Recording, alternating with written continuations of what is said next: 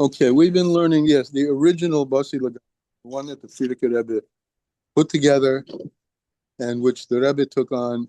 I always call it the mission statement. This is about, it's a mimer about how to personify and live according to the Kabbalistic Hasidic way. How to sort of eat the fruit. You want to pull in a little more? Because I don't. No, I don't want to. Okay, that's just okay. Fine. Hi. We just started, so there's not a lot more to start over. Hi, how are you? Renee, good to see you. And Marina, move your chair as close as you feel comfortable, so that it's just more congenial. All right. What are we? One, two.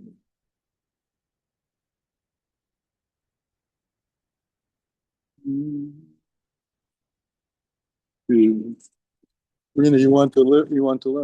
You want to copy? Mm. Everyone's text neutral. I think we may usually fix it.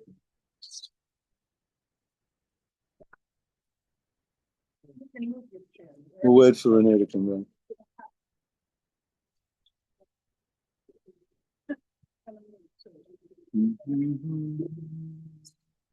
Yeah, just going that one. Yeah.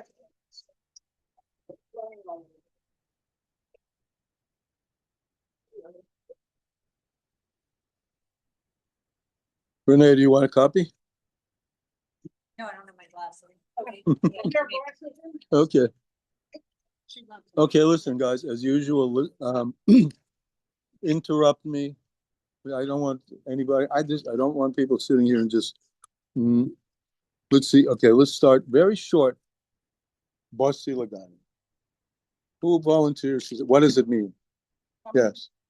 Come into my garden. Who's speaking? The photograph. Huh? Hashem. Hashem is speaking and says, come to my garden. So I think the first thing we have to say, there is a garden, right? There is a garden. And Hashem is saying, come. It's very hippie. Huh? It's very hippie. It's very hippie. Right. Hippie, you said? Those old hippies who are here will remember. That's who we are here. They remember Joni Mitchell's song. Who knows Joni Mitchell's song about Woodstock? Everybody. I know most of us. And we are, huh? Really? And we all have to get ourselves back to the garden. That's what she said. And this, which garden? Garden of Eden. And where? Huh? Wherever we are. Here. Right. This is not about that Gan Eden after the soul leaves the body. This is about this Gan Eden. Right? I mean, It's Hashem's garden. I mean, yeah. This is Hashem's garden. This is Hashem's garden. He said, we kind of spoiled it a little bit and continue to, but he says, bring it back. I'm giving you everything you need to bring it back. Come, I'm here waiting for you. Right? I'm waiting for you. The Shekhinah Begaluta, the Shekhinah divine presence is in exile. It's like Rachel Imenu. She's outside of the gates of Jerusalem waiting for us to come back to the garden. And he's used two big metaphors so far. The general metaphor is the Beis HaMikdash.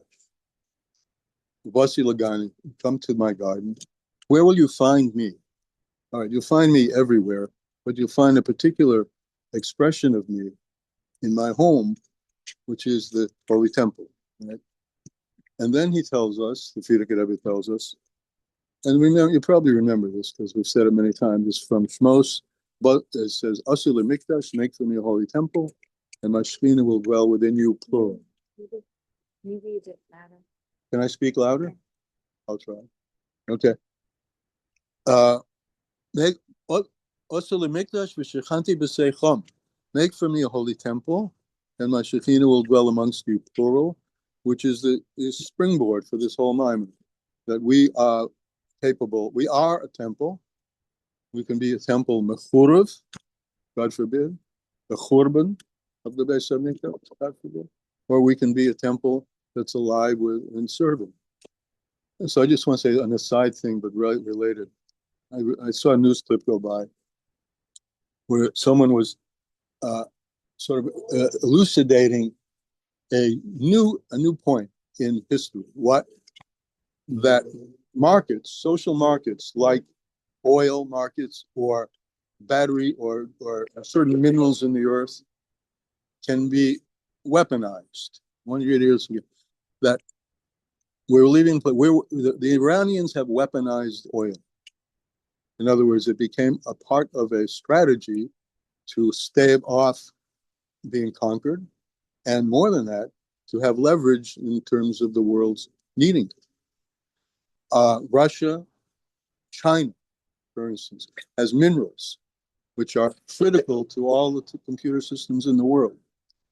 And so the article is about a new front in warfare, which is weaponizing economics. And I was thinking, why is it? I mean, this is probably really stupid, so I'll say it. Remember this part about dus to kedusha? We talked about. Why are these people just not cooperating with each other? What are they after? Does anyone really believe they'll ever really one of them will win the world? No, the world will be destroyed if they. Why don't they just like, I have this, you have that, let's trade and be nice with each other? Like a board game. Huh? Why don't you just stop war? Just stop, what? I mean, after thousands of years, Study war, no. ain't gonna start. Yeah, I mean, it's ridiculous. Thousands of years have gone by. We do the same thing over and over and over again. There's not any progress. For a tiny piece of land, nonetheless, thousands of people are being killed. Okay, so that's the point. It's really easy. It's really easy to take the Shekhinah out of exile if you know the pressure points. I guess that's the way of looking at this. Certain pressure points for bringing the Shekhinah out of exile. So he tells us we're going to learn from the Beis Hamikdash, which is the Beis which Shekhinah revealed. And two things we got so far.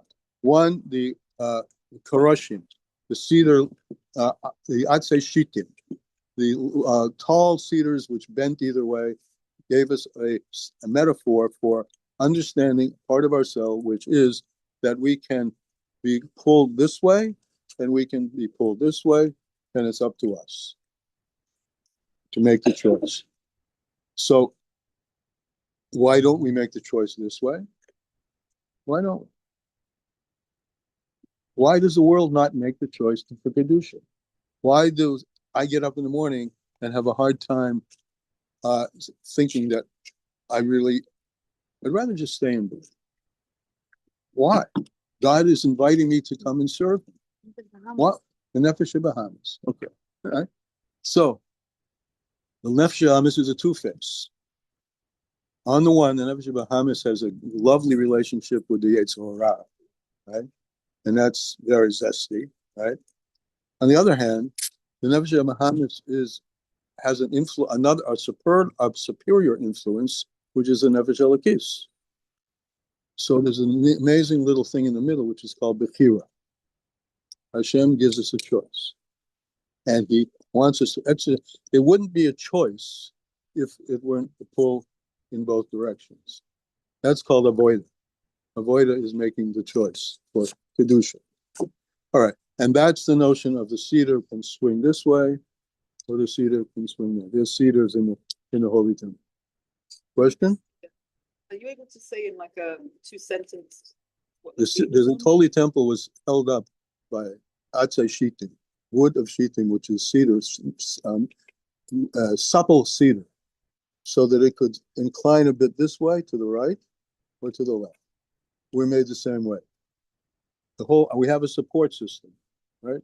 Things that keep us, that's meant to keep us up, right? And we have free choice to take it one way or the other. The power of life, the life force which is within us. We have the choice what we're going to do with it. Turn it to the right side is Kedusha. Turn it to the left, the opposite. And it's both fulfilling desires. I mean, taiva, ratzon, will, pleasure. You know, Freud had it right. I mean, he had it right and he had it totally wrong. You know what I mean by he had it right? Does anybody know what I mean? The pleasure principle. He defined pleasure defines where people go. And the opposite of pain is where you don't go, right? It's just he had the wrong pleasures. He had his psychology is mainly about the pleasures of the Nefesh Bahamas and the Sitra Achra, because he was dealing with people who needed to come through those kinds of difficult attachments, those difficult negative attachments. Okay, that's point number one. Boards were very heavy. Speak louder.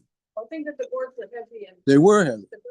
We were in that, but I don't know the dimensions. Maybe somebody does at the temple. It was not a small building, and so, Do you know the dimensions? No. So yeah, they were tall. They were very tall, very tall. And suede. That's a good. I'm glad you asked. Suede is not the right word. They would be unstable. They were supple, so that anything organic like this has to have some suppleness to it. Otherwise, it just breaks. Like a palm tree. Like a palm tree. Like gold. But even a palm tree, you see, kind of wafting back and forth. Everything in nature has liquid in it. It's an interesting story. This came to mind. The Rebbe Rashab was the story of him in an art museum in France. I'm not sure it was Paris, and there was an exhibit there of some artist's new masterpiece, and everybody was huddled around it looking, including the Rebbe Rashab, who was there. An interesting Rebbeim, quite interesting Rebbeim. Anyway, it's another story. What's he doing in an art museum? Because there's something there. There's sparks there that need to be elevated. So anyway, everyone is praising this painting, and he says it's not so realistic, not so real. They were praising it. You could feel the bird. And it's not so realistic. Why not? He said, you see that bird on that particular twig? If that were realistic, the twig would bend a little, but it doesn't. So everything in nature has a suppleness to it, otherwise you break. So that's the cedars. They had to have that kind of suppleness. Like gold. Huh? It's like gold. Gold's also very Gold? gold. Yeah. Also, it's able to. Okay, that's metaphor number one. Metaphor number two, which we've been dealing with, and we're going to just get at the end of this, is letters and words. Okay, let's remember one or two. Okay. The word for, there are two words for a poor person. Someone who's poor, poverty. One is rashin, and that's sort of negative. Someone like this, that one is like a street person, that kind of person. And then there's dal, which is also poor. So these become symbols of two kinds of a positive poverty and a negative poverty. Right. We'll do the negative first. The negative poverty is pretty explicit. I'm down on my luck. I'm out. I don't even have a place to live. The positive poverty is bitter. I'm empty also, but I'm empty in a positive. I'm empty in order to make space for the divine. So that's dal. And that's the word dalid. And one other that I'll bring up, and then we'll leave this topic. Kesher. The word kesher means what? Not. And not. Connection. Flip the letters around a little. Wait, I'm sorry. Kesher means connect, right? Connect, right. Discussion. Right. And flip the letters around a little, and you get second. Exact same letter. Also Kevin. Keres. What's keres? The bean. Bean. So, this is the second big metaphor he uses. It's interesting. When I go into 7:30 in the morning, I'm past this TV screen where the Rebbe is speaking to people, and a number of people go by who are Jews but don't have Jewish names, and they're asking him for names. So one goes by, a woman goes by, Suzanne. He says, your name is Shoshana. And this one, it just picks it out. He just takes, these aren't really negatives. They're just not holy. And he transforms them immediately into something holy. Just a little twist, and it's holy. So that's where we're holding, okay? We're holding now in the middle. Huh? Funny, like a poor person's. Honey is also, those are also, but the ones he uses are these, because they're so contrasting. Same, poor in a negative way and poor in a open way. Yeah, there are quite a few words for impoverished, or being poor. Okay. So that's what we're dealing with. We're dealing now with the impoverishment of holiness. Like we were dealing before with the sway of holiness. This is the opening yourself up. Now, if you want to know where we're exactly holding, page 120, counting down from the top. 1, 2, 3, 4, 5, 6, 7, 8, 9, 10, 11. The line begins with Heder Metzius. But before I go on, I want to hear questions, comments. Would you like some water? Water. I would love some water. That's a great idea. Thank you.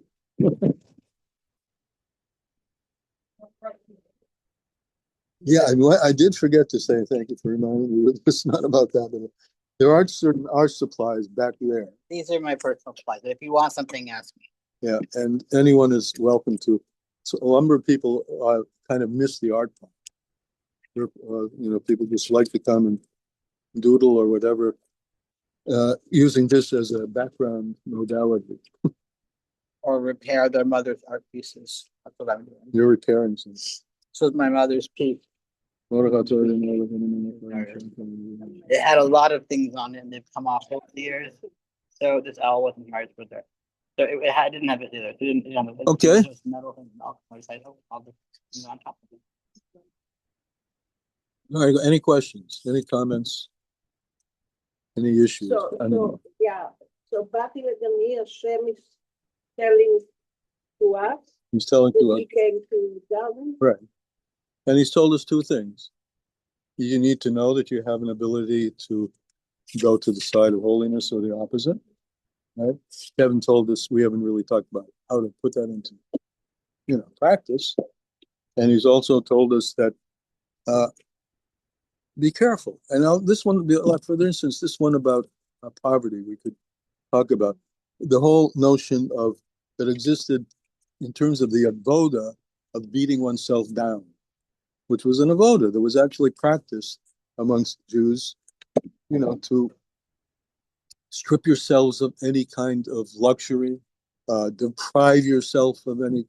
Okay, but that is not the way of Hasidus. There's other deprivation. There's other deprivation, which is in the context of make room for something. Move your yeshus aside and make room for something. So that's a teaching that's come out of this in terms of how to come back to the garden. Really means to open up yourself to your godly self. So let's go further. And he says now the opposite. The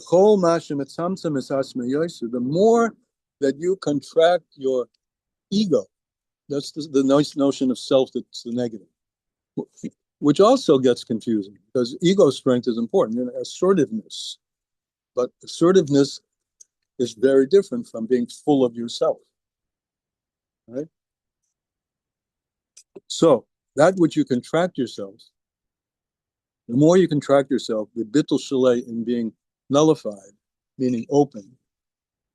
And by the way, this is one of the understandings of what the Alter Rebbe says at the beginning of Tanya.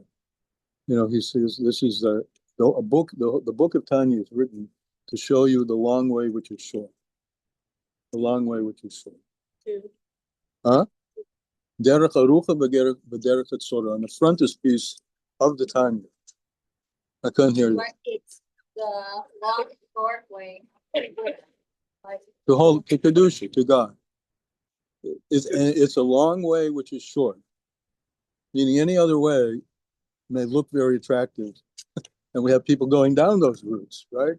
All kinds of spiritual fireworks and meditations and things. But that's a short way, which is long. Because you still have to discover the underlying for all those spiritual exercises and all those spiritual beings. So there's a long way. The long way is that you start with, I'm going to find what's behind it all. And where am I going to find it? How could I possibly find it? I have to find it in the teacher. You okay? If you're going to be taught, you need a teacher. Take some water. Yeah, take some water. So,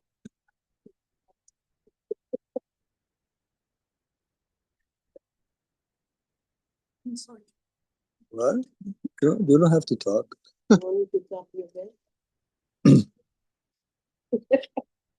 Yeah. Yeah, it helps, you give effects, You could take this right. The more you mavakel yourself, just relax. The more you'll be receiving. That's what. Let's get the sentence.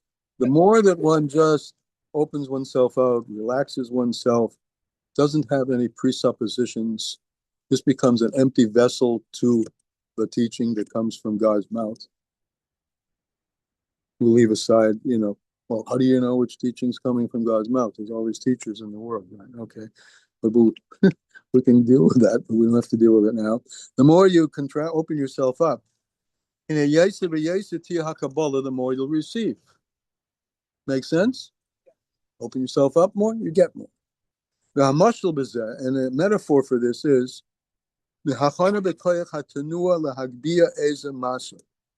interesting much. Let's say you're going to want to move something, right? And lift it up, some weight. The master kala, if it's a lightweight, in its you don't need any preparation.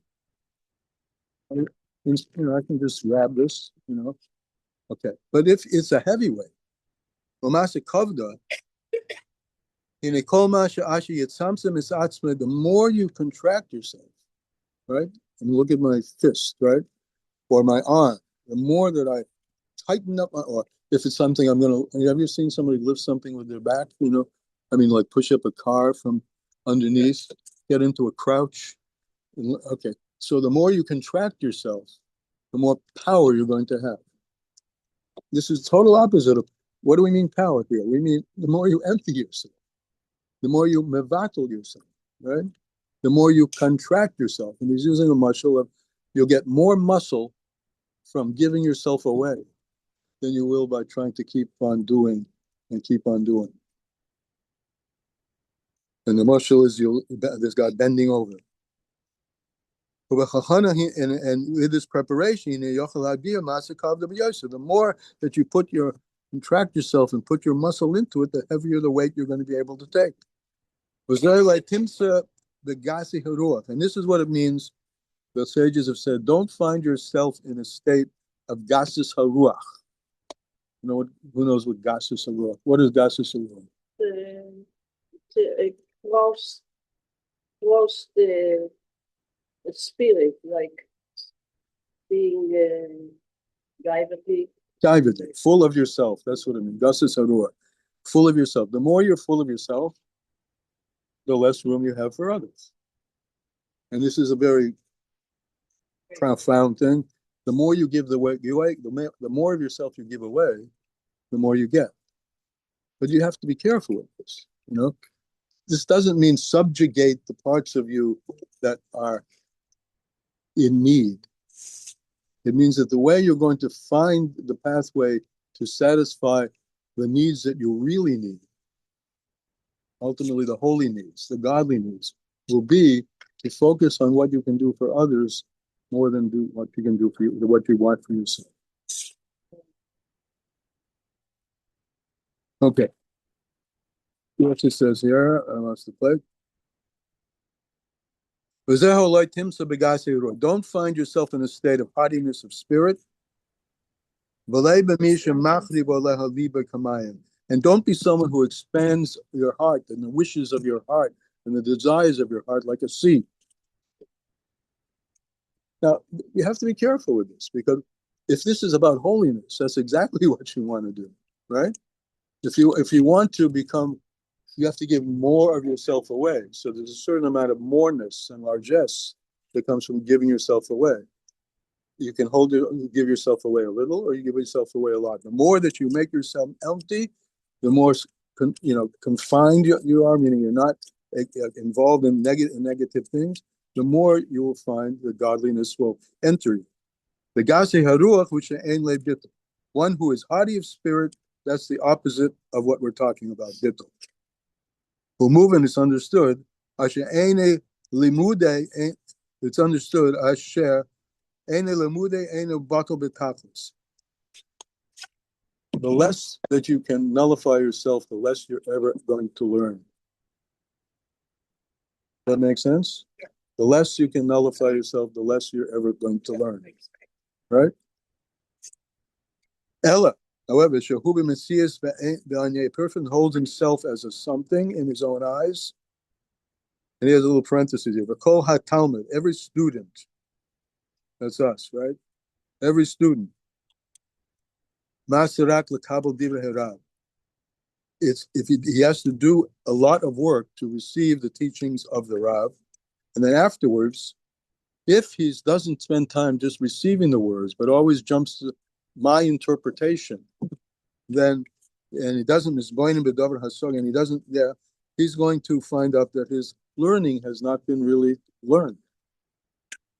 I mean, I've done this myself, was learning a mime, right?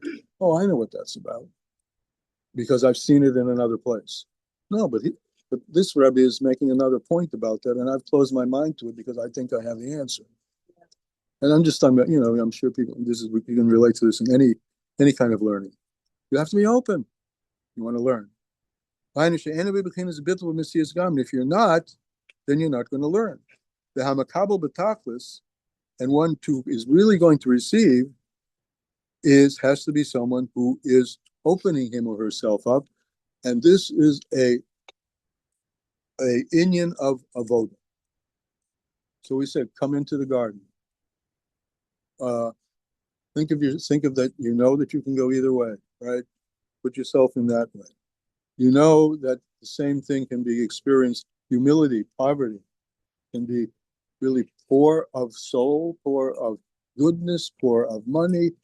Okay, or can be open. I admit that really I am nothing without him, because ain't od milvado. So the more that one can cultivate, that's the avoda, to cultivate that perspective. And he's going to tell us the same thing that every mimer tells us, which is important, which is critical.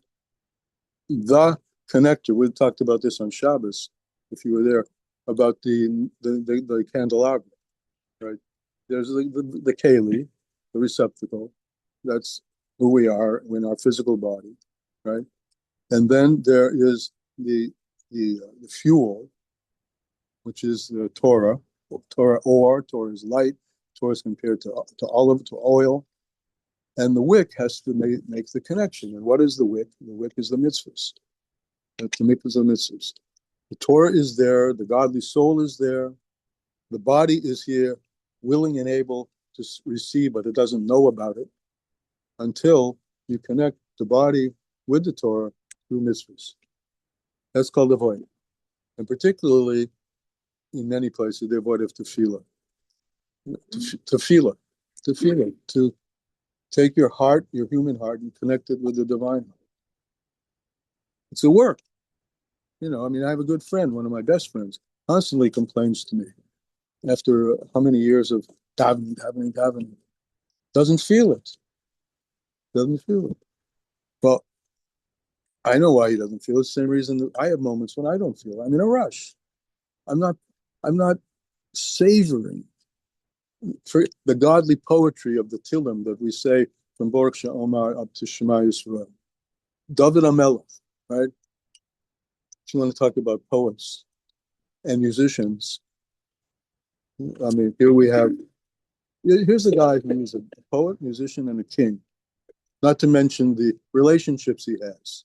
And he has queens, and he has armies. And all of that is synthesized into an agent of holiness. So, you don't think about that too much when you look how the trees are singing to God, how the grasses are open. I asked him, I said, listen, he asked me, I told him that one of my favorite seasons are fall and spring. He says he likes summer. Whatever. Why do I like spring? For the reason everybody who likes spring, because you can feel the life force entering back into things. And you just kind of knock that up a level. This is what we're talking about. Getting the feel, getting the Yiddish heart and the Yiddish cup, experiencing and feeling the flow of godliness. This is an avoider. You have to point yourself in the right direction and say, yeah, I'm gonna do this stuff. And this is the nullification. Now here you go. The nullification which creates kingship. Ponder that. Do you see? I'm asking you. Do you see how kingship is a function of nullification? You're staring at me. Yes, do you see it or don't? You can say no. I mean, or yes. A good king is, you said this last time, a good king. Well, speak up. You have to speak You up. said this last Wait a time. minute. People have to hear each other. You said this last time. A king is completely nullified, and all that he cares about is the wishes of the nation. That's how a king should be. That's what I said last time. Did you pick it up? What is a king? Totally nullified to his people. Chassidus makes a big deal of the difference between a melech and a memsholah. Malchus and memsholah. Malchus is a kingdom or a kingship. Memsholah is a rulership or dominion. All the guys in the world today, the heads, are in that second category. All looking for dominance. Each one looking for world dominance. I'm talking about the big ones. The little ones, I don't know what they're doing. And Malchus is the opposite of that. Malchus is looking for the people. Say that Malchus is what? Malchus is complete emptiness of myself in the interest of the people. And that's sometimes expressed in Chassidus as the definition of the character that Mashiach will have. What kind of a person will he be?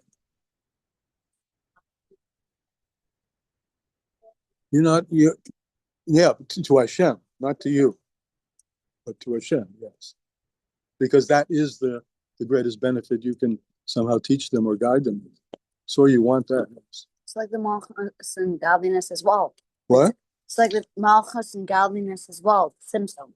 He contracts himself for diminishing himself, so to speak, to put himself in this plank of wood or the cuss, so that the people will then be able to nullify themselves to him. Right. But nullifying themselves to him is really nullifying them to the capital H, which is within the small lowercase h. Mm-hmm. Right? Mm-hmm. Okay, we're okay with this? So we refer to Hashem as a king, but he doesn't nullify himself to that. Well, He does. He puts.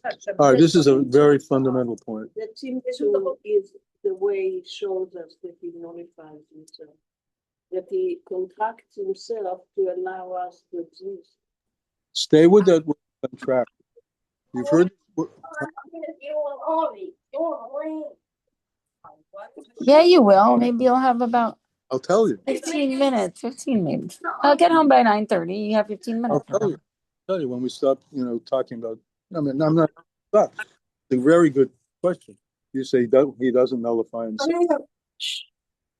I'll tell you. I'll tell you what. I'll tell you what Chassidus says nullify me.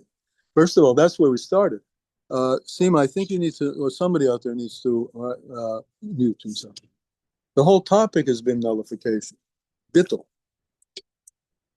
So if you're asking that question, we haven't really got to a good understanding of what bittul is.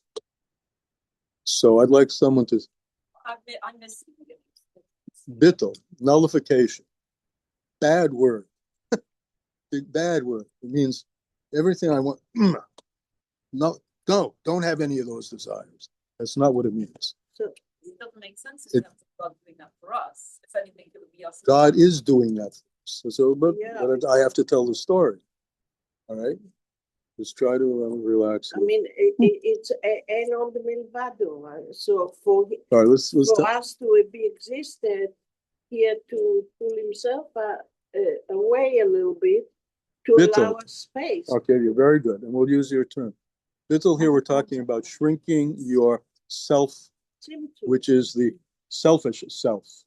The self that says, I want, I want, I want. Shrink that, right? What do you say? Shrink God. Listen, God does the same thing. He shrinks himself for us. Tzimtzum. The word is called tzimtzum. Kamadin, you know the word tzimtzum? You've heard the word tzimtzum? Remind me of What it means? Okay. Let's start. Okay. So we'll take a, I've learned it. I don't know why I'm so just- reluctant to, I always say I have to take a short time. It's like he created talk. a void, a space where he drew This- himself away from, created space so somebody else can exist. So in the beginning, there was only God. In the beginning, there was only God. He's the only thing about which you could say that there's no existence before him.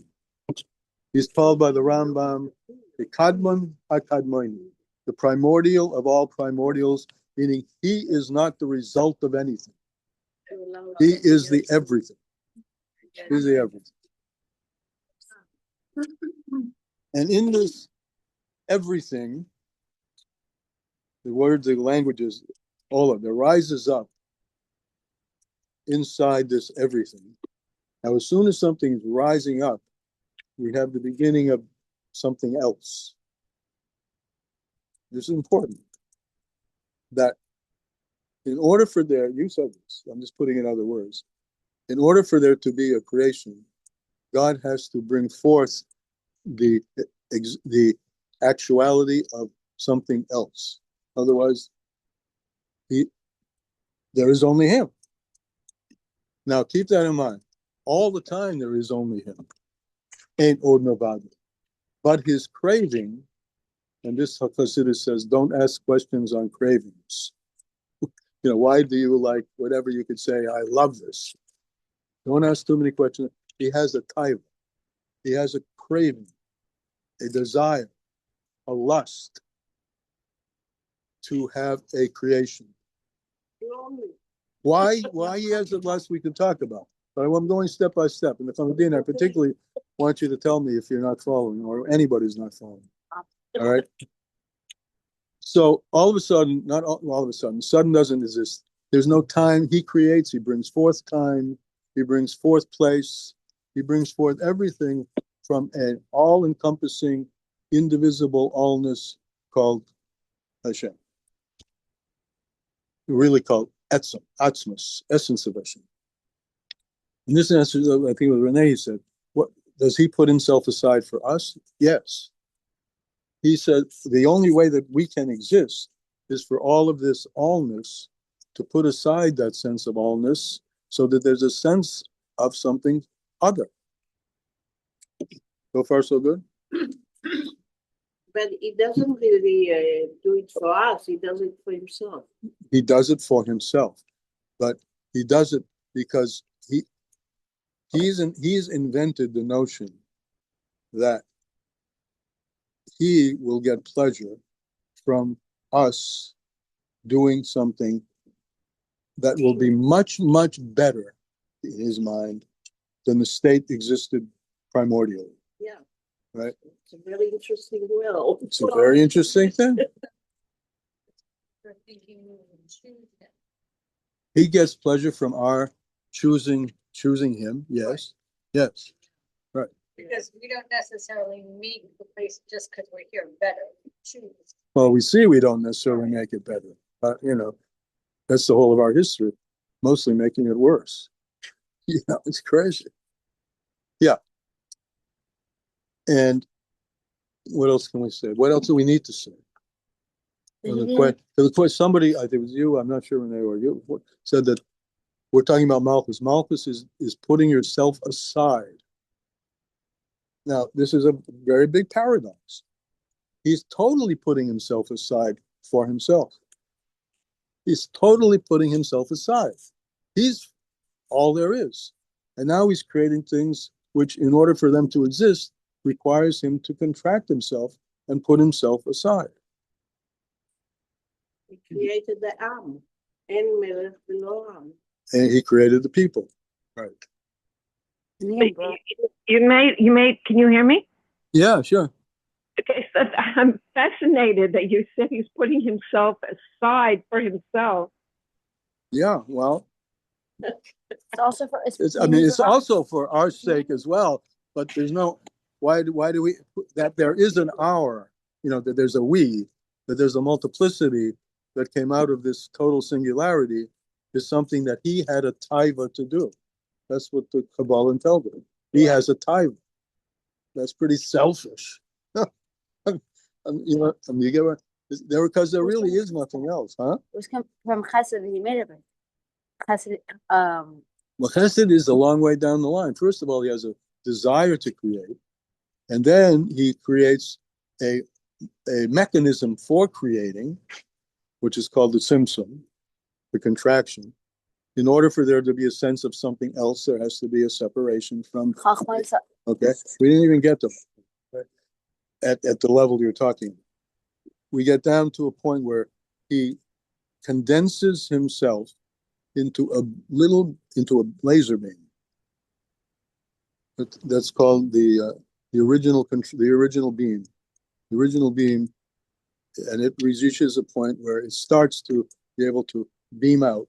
And when it starts to beam out, it beams out with Chesed, Gevurah, Tiferes, and all the spheres of him. Already, and everything is inside him all the time. I already had those. I mean, it's What's the Hebrew term for the laser beam? the kav. Very good. I thought so. Mm-hmm. Yeah. I've always thought that it was from Chesed that he made us in the first place. Here's the expression. The Pasuk said, he says it, Chesed. Chesed is totally important. Olam Chesed Yabon. That's the Pasuk, right? The world is built with kindness. Right? Yeah. Now, we try to get used to this idea that everything that we say about God exists at all different levels. There's a level that this Chesed exists in a what they call etzem-dika way. If you look there, you wouldn't see it. Just like, let's talk simple. You got stuff inside of you, right? Every one of us, right? And I don't know what's inside of you.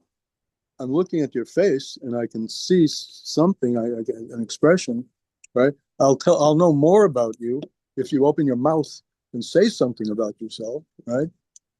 Etc. And I'll know more about you as we spend time together. But that is all different stages of what was in you in the first place. So way down deep exists all the things that exist here exist in him, but in a deep, deep way that we'll call undifferentiated yet. Or does this making sense? Yes, no? Yeah. Nafamedina, you asked this question. Yes, no? A little bit. Maybe not. Okay. But your art will explain it. You don't need to have the conscious thought. That's the whole point of the art. What, Seema? No, it's Ruth. I'm trying to incorporate everything you're saying, and I'm wondering if it's relevant to this class to really kind of define what is a kind of kosher desire, even lust. It's Lust? Is there such a thing as kosher lust? It's very relevant, sure. Lust for God. Mm-hmm. Also, too strong for religion. Huh? Or also lust for religion. I don't know about. Lust. Okay, I don't know about lust for religion. I mean. So what is Hashem's lust is what? Imagine this. And I think most of us here can imagine this. Most of us are probably somewhat familiar with lust for other things. Name it, whatever it is. Huh? Chocolate cake. Chocolate cake, okay?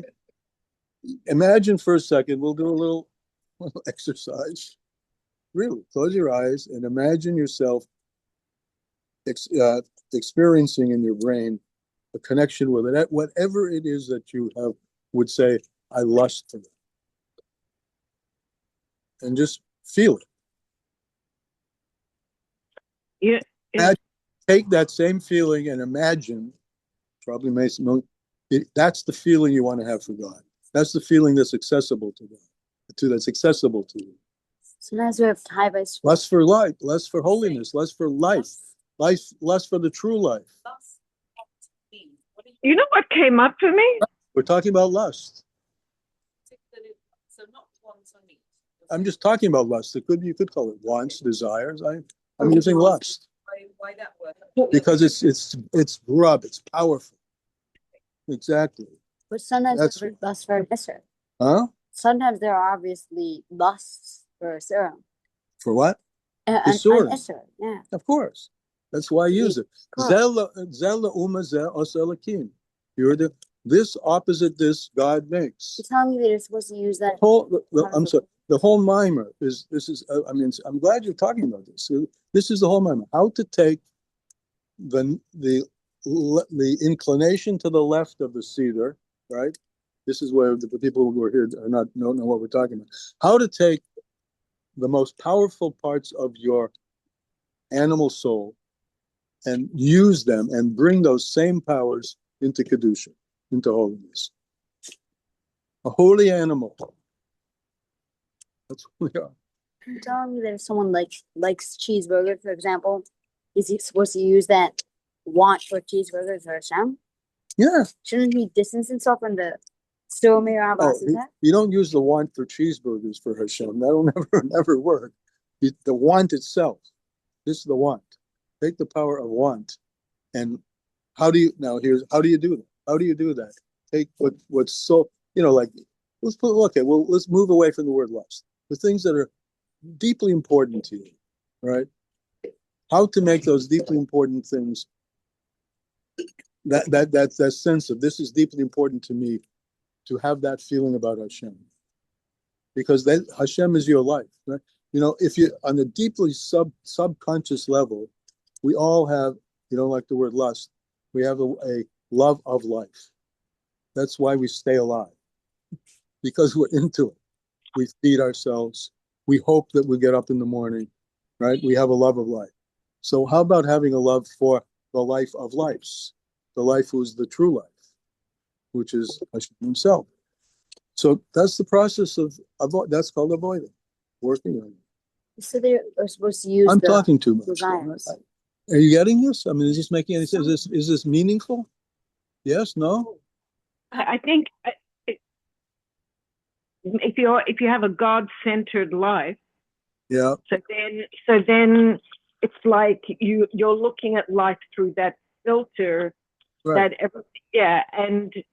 and that helps to center you. And if you learn Bosi L'Gani, then it grounds you. And So let's come good. You're bringing us back to the text. You just said, okay, I don't Good, thank understand what you just said about channeling the desire for a piece of pizza to Hashem.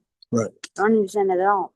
You don't understand that at all? That's, you said by any want in life, by the serum, like about pork. If someone likes the feeling of pork in his mouth, I don't know. Whatever it You is. should still me no? Should distance Yeah, yourself from the Su'meira. Don't turn from the desire. Just turn the desire. Su'meira. Turn the desire from an attachment to evil to an attachment to good. The desire stays there. The desire is the power.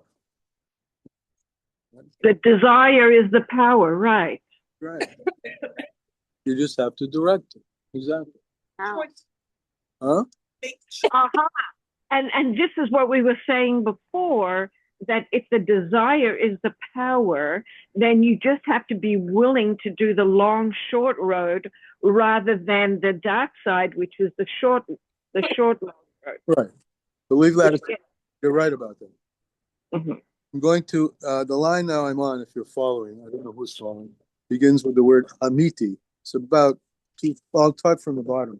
From the bottom of this paragraph, 1, 2, 3, 4, 5, 6, 7, 8, 9, 10 lines up from the bottom. There's an expression which is really continuing what in the Frierdiker Rebbe's language. V'zeh kol inyan hakedusha. This is the whole idea of kedusha is what? Shiyeh bebechinas bittul b'tachlis. That a person should give oneself, all of oneself, over to kedusha, into holiness. Ubezehu kol inyan ha'avoda, and this is the whole avoda, the whole service. Ubezeh habitul b'chinas malchus. Oh, and this is what we started talking about. This is the nullification of the king. Again, someone tell me now, what does it mean, the king, that the king is bittul? The king gives to serve the people. The king exists for the sake of the people. God contracted himself for the sake of creation. Yeah, it gives him pleasure. So there's a little paradox there. Yes. But that's the reason he's doing it. Therefore,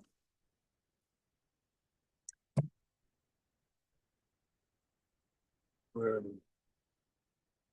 Therefore, Kol Hagiluyim, all the revelations that exist, Hashiflus. Now, this is a big sense. Any awareness of God that you want to have and will have is by putting yourself, not yourself, you're exposing the true self and eliminating the infatuation with the false self. Does that make any sense? Yeah, Okay. infatuation is a good word. Infatuation. And through shiftless, through opening yourself up, the habitable beginnis malchus, and practicing the avoda. Think of yourself, you're saying, like a king. Think of yourself, you are a king. You have the ability to be in the service of others. I'm going to tell you a short story. I read it online about a guy. I think I told some people. Just a guy up in the Bronx. I think they call him the netter. What? The netter. Netter. Netter. Why? Because he has a passion and a dedication to roaming playgrounds, looking for basketball nets where the net is frayed. It's not a good net. The basketball, everything you play basketball, after going through the hoop a lot, it just starts to deteriorate. So he goes and he repairs them. And they asked him, why do you do this? He said, to make people smile. So I just took that very much that way. If a person would say, why do I exist? To make people smile. And so you might think, well, what about you? The answer is, you'll get a lot by giving a lot. And that's kind of what he's saying. Very nice. Well, is that you? All around, Huh? all around. Yeah, just a live guy. Well, and with this we'll understand. Mashakosov, it says, Tefillah David says, open up your ears, your 4 ears. He says, I am, and this is the important part of the pasuk. He says, who am I? I am an impoverished. There's two words, ani ve'evyon. Ani is a poor person, and evyon is a really impoverished person. That's what David HaMelech says. And the Frierdiker Rebbe said, Tefillah David, this prayer of David, hu ha'hiskashkas u'bitul lebechinas malchus. This expresses his kingship. He expresses his kingship by saying, I am a poor and impoverished person. I'm giving myself away for the sake of others. Okay? And so this is a plus. So he's asking Hashem to do more of this, to give me power to do this even more, to be a better king.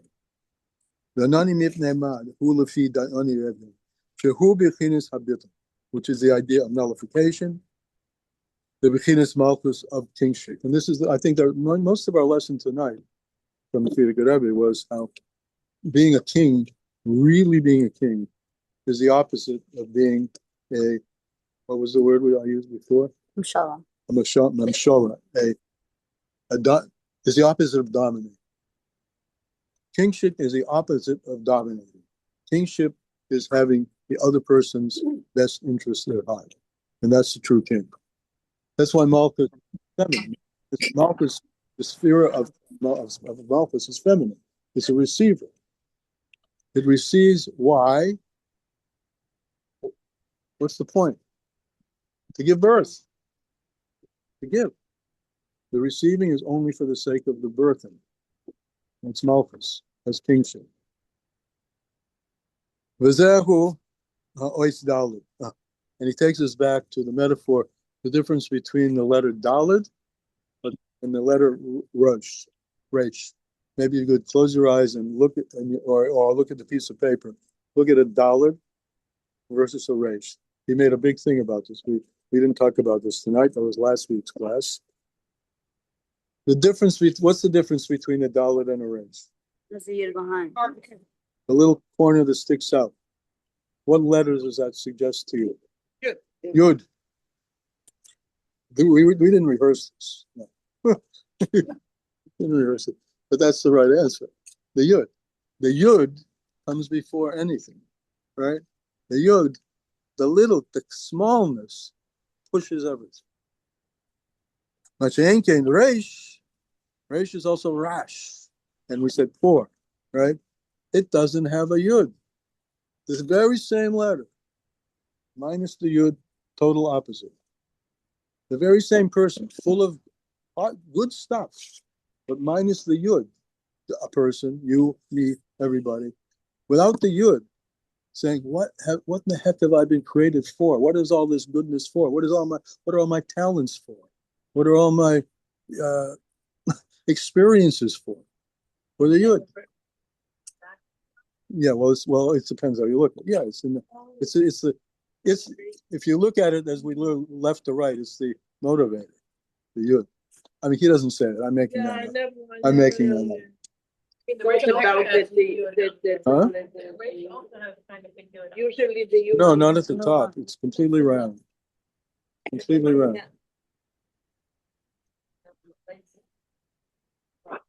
Okay, different from a race.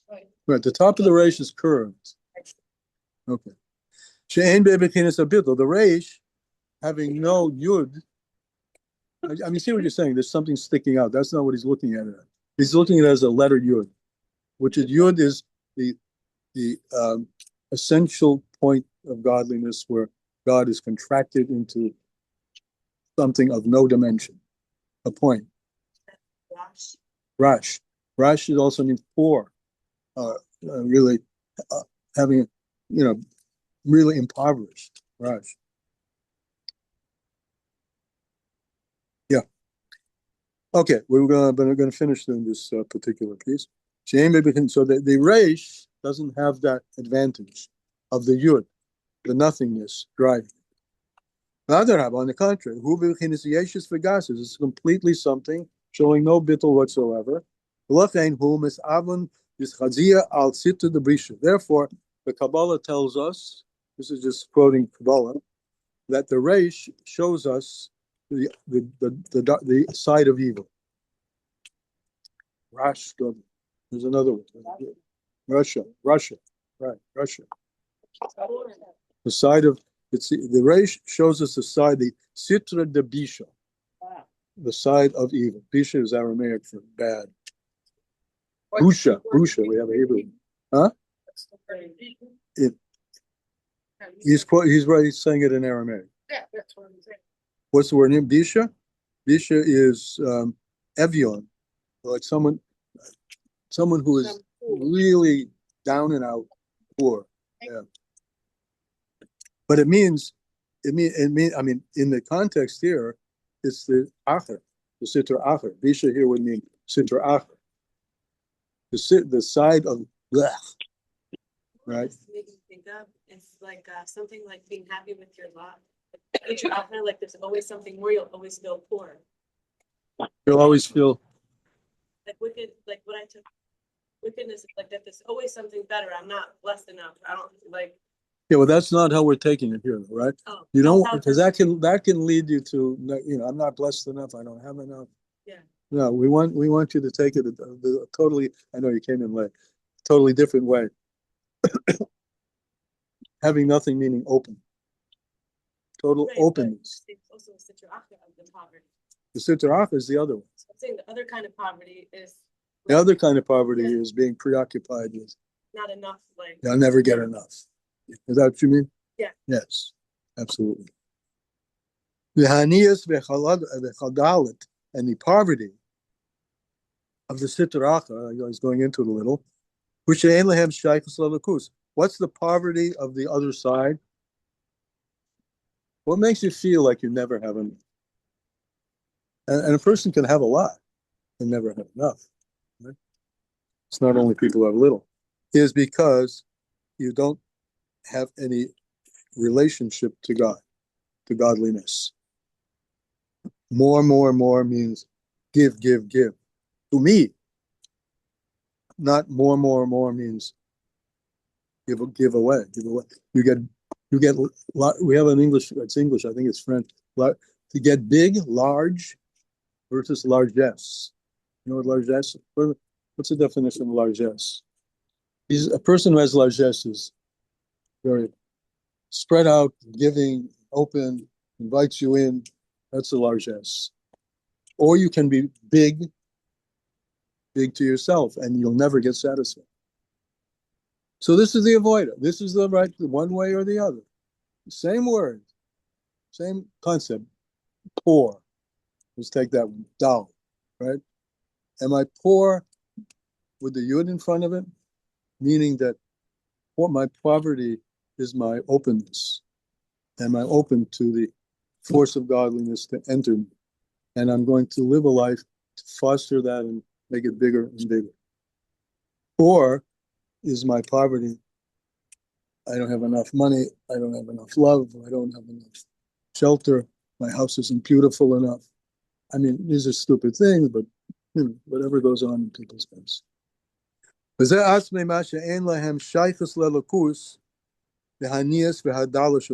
that the person is not living with a conscious awareness of one's relationship to Hashem and the ability to grow that relationship. This is, in fact, poverty.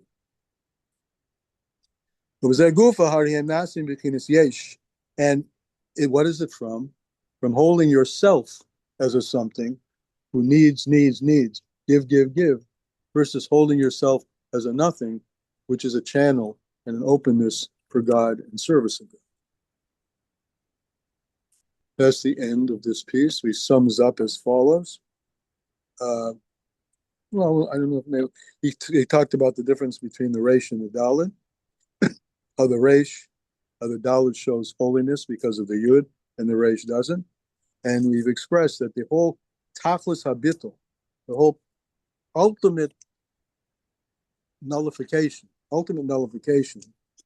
is to become an open vessel to godliness, a kli kabel, like a back to the Neros, the menorah. You needed that open vessel. I don't have to go in with it, and that without that, it says Ner Havaya Nishmas Adam. The soul of a person, the lantern of God is the soul of a person. And the soul of a person is like a lantern. By the wick is going to be consumed, the oil is going to be consumed. The more I give myself away, the more light I have to give. And that's the end of tonight's. So could I say something? Yeah, if you want to say something, go ahead. Okay. So, hi everybody. So, hi. Nice to see everybody. So when we do this like nullification thing, we're really making space for Hashem. Yes. Just like he made space for us and does every single. So that's exactly it. I mean, when you make space for Hashem, and Hashem has made space for us, that's where you have this meeting point. Absolutely. That's the secret of the Tzimtzum. The Tzimtzum, he contracts himself in order to have, so that we exist. And we contract ourselves to allow him to enter us. That's so cool. Isn't it? It's cool. What? Could I say it again? Probably not. Yeah, it is good. Probably not. Hashem contracts himself in order to bring us, to create us. It's called a Tzimtzum. Are you getting this? I mean, maybe they're new concepts, but it's good. They'll it'll be like water on a stone. It'll eventually seep in. What's the last word you're saying? Okay, I'll say it over again. Hashem contracts himself for the sake of us, so that we will exist. Huh? I'll send him or I'll see him. He contracts himself for us. Us, down here below, human beings. In order that we should contract ourselves and allow him to enter us. Yeah, we need to get rid of our egos. We need to get rid of our self in a negative way and open up ourselves to the self in the godly way. To make space. It's never the space. Instead of wanting burgers or whatever Herschel said earlier, I said an Isser. or pizza, what? I said specifically an Isser. So that was my question. Like a. But certainly instead of wanting an Isser, yes. I mean, but you should channel this. Most radical left to the most radical right, yes. You know, I'm so Can you full. forget about this? How about this? I'm so full of myself that I'll eat anything, right? I'm so full of lusting for God that I'll go anywhere. No. Yeah, to find him. So, right, could I say, feel so empty from all this lusting for the negative. It's making me feel emptier and emptier and emptier. And I'm supposed to be filling myself. I mean, this is just normal what's going on, right? I'm trying to find fulfillment. Well, everybody wants fulfillment. But what do you want to fulfill? So it's the Yetzer Hara and the Nefesh Shel Bahamis have a nice deal that all the stuff in front of us is very tasty. Okay, but hey, you need a little avoider to find the other side, the side of Kedusha. What? What? It's okay. Is what okay? Ruth. Yeah. Ruth's good. She's good there. So, You got Rabbi, I take this as righteous poverty is what righteous kind of poverty is when we receive to share. Could you a little louder? What? Yeah. So the poverty that's righteous is when we receive to share, and that's when it's coming from the side of royalty. It's the poverty because we're open, we're empty, we're like a little baby chick, empty, wanting. Yeah, we open ourselves up. And so it's like when royalty is serving, it's not dominating. And then the wickedness kind of poverty is really a divine connection where there's no giving and the person ends up, so giving is fulfillment. Where there's no giving, there's only taking. No, I'm taking it like from my inside. If I don't make space by giving, If you don't do then I that, won't feel fulfilled. But when I That's think right. I'm taking that's in, right. if I think taking in will fulfill me, Right. that's poverty. Really. This is a major paradox, or not paradox, but turn on its head, so to speak. Really? Major, Yeah. right? Someone take it to be like, I must always be giving. There are people that would take advantage of it. So That can be a sickness. yes, Yeah, you got it. to always give. Yeah. Without, I'm giving. That's and not giving. really giving. Right. Then but- you're not really giving. You're but doing it some for people yourself. do it. No, they think they're helping someone who is not, who's not. Yeah, but Giving you can this. So to say, oh, I'm a righteous proverb, You're why right. are they giving? You're absolutely. Yeah. Why are they giving? What's their point of giving? If it's A lot of reasons. that's ultimately for their own feeling. of doing it. Maybe they want to feel relevant. I don't They think wanna people be do it out. intentionally. Or Of course not intentionally. Subconsciously. Okay. Ultimately, if it's because you want to give, it's because of you, then Well, can I let me make a suggestion. Rather than psychoanalyzing this mythical character, yes, look at the person. Is the person thriving right. or not? If they're not thriving and they're just using you for your giving aspect, then you should, check yourself. Exactly. before you wreck yourself. I think. Yeah, exactly. What's the expression? Check yourself before you wreck yourself. Exactly. Yeah, that's it. Thank you. What else, Thank you, guys? Mrs. Silver. What else? Thank you. Anything else before we shut this down? Okay. Thank you very much. Bye, guys. Bye, Ruth. Thank you so much. All right, bye. Bye, bye.